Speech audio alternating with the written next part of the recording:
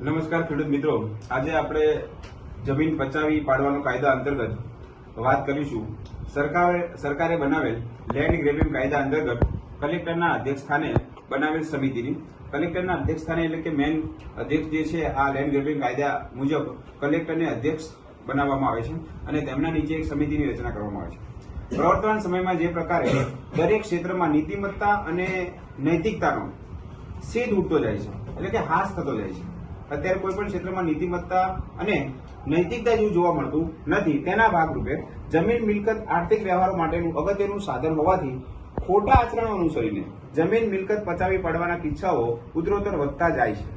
એ માટે લેન્ડ ગ્રેબિંગના કાયદા અંતર્ગત સરકારે કલેક્ટરના અધ્યક્ષ સ્થાને સમિતિ બનાવી આ સમિતિમાં કોનો સમાવેશ થાય છે તેના વિશે આપણે ચર્ચા કરીશું. તો જિલ્લા વિકાસ અધિકારીનો આ સમિતિમાં સમાવેશ થાય છે, ત્યાર પછી જિલ્લા પોલીસ અધિકારી, ત્યાર પછી અધિક કલેક્ટર સચિવ સભ્યનો પણ આ લેન્ડ ગ્રેબિંગ સમિતિમાં